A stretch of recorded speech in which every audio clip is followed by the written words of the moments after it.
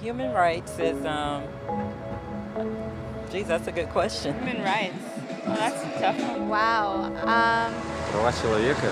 I don't even know how to give that a definition. I would probably have to do a little bit of homework or something. Any right that I think just as a normal, human, any... The rights that humans have? Oh, that's a very large debate. Så mange ting. Tú le puedes preguntar a 20 personas y te van a dar 20 diferentes opiniones. Non saprei, è una domanda complicatissima. Because we just take them for granted that they're there, but we don't even consider what they are.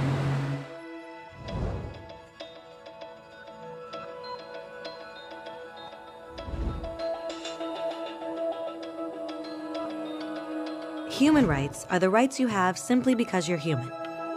It's how you instinctively expect and deserve to be treated as a person, like the right to live freely, to speak your mind, and to be treated as an equal. There are many kinds of rights. Most apply to a certain group. But human rights are the only ones that apply to absolutely everyone, everywhere. That means kids, old people, poor people, basketball players, garbage men, rappers, teachers, Africans, Indians, Albanians, Christians, Muslims, Kabbalists, atheists, your mom, your dad, your next door neighbor, and you all have the exact same human rights. In other words, they're universal. But the question remains, what are they? Name the human rights? What the human rights are? The right to live. Equality between all peoples. Right to religion, the right to... Is there supposed to be a list somewhere I should be aware of? According to the United Nations, there are a total of 30 human rights, which are usually lumped together and called simply human rights. They're all listed out in the Universal Declaration of Human Rights, which is the world's most widely accepted document on the subject. But it was a long time in coming. At first, there were no human rights. If you were in with the right crowd, you were safe. If you weren't, well, you weren't. But then a guy named Cyrus the Great decided to change all that. After conquering Babylon, he did something completely revolutionary. He announced that all slaves were free to go. He also said people had the freedom to choose their religion, no matter what crowd they were a part of. They documented his words on a clay tablet known as the Cyrus Cylinder. And just like that, human rights were born. The idea spread quickly to Greece, to India, and eventually to Rome. They noticed that people naturally followed certain laws, even if they weren't told to. They called this natural law, but it kept getting trampled on by those in power.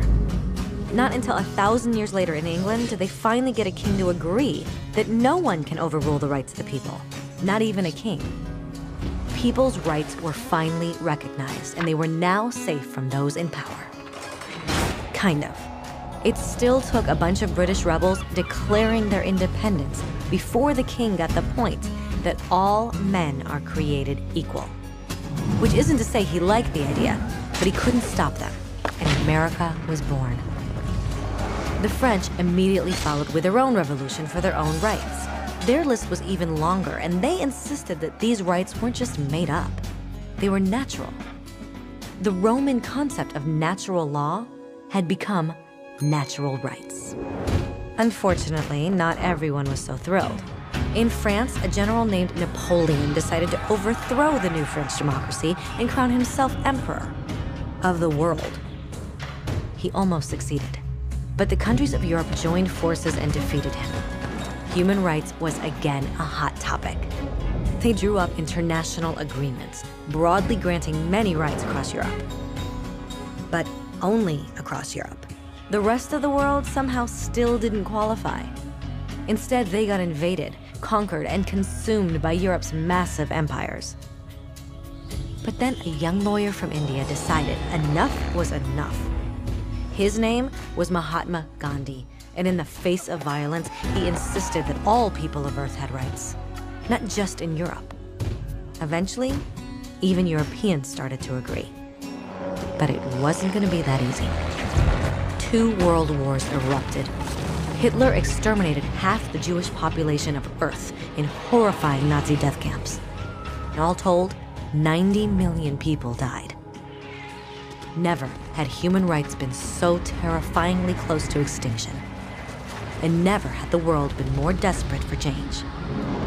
So the countries of Earth banded together and formed the United Nations. Their basic purpose was to reaffirm faith in fundamental human rights, in the dignity and worth of the human person. But what were human rights? Were they the proclamations of Cyrus, the natural laws of Rome, the declarations of France? Everyone seemed to have a slightly different idea of what human rights should be. But under the supervision of Eleanor Roosevelt, they finally agreed on a set of rights that applied to absolutely everyone. The Universal Declaration of Human Rights. The French concept of natural rights had finally become human rights. So, in summary, at first, only a few lucky people had any rights, until one of those guys decided, hey, other people should have some rights too, which was great, except not everyone agreed. And it only took a few thousand years of fighting and declarations and more fighting until everyone finally agreed that human rights should apply to everyone. And they all lived happily ever after. Except for one little problem. If people have the right to food and shelter, why are 16,000 children dying of starvation every day? 1 every 5 seconds. If people have freedom of speech, why are thousands in prison for speaking their minds? If people have the right to education, why are over 1 billion adults unable to read? If slavery has truly been abolished, why are 27 million people still enslaved today? More than twice as many as in 1800. The fact is, when it was signed, the Universal Declaration of Human Rights did not have the force of law. It was optional. And despite many more documents, conventions, treaties, and laws, it's still little more than words on a page. So the question is, who will make those words a reality?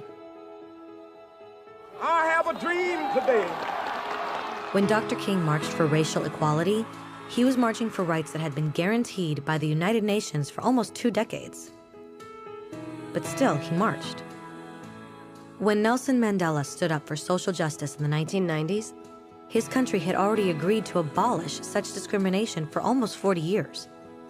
But still, he fought. Those who fight today against torture, poverty, and discrimination are not giants or superheroes.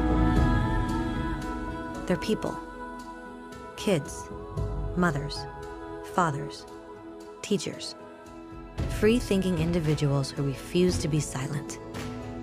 Who realize that human rights are not a history lesson. They're not words on a page. They're not speeches or commercials or PR campaigns. They are the choices we make every day as human beings.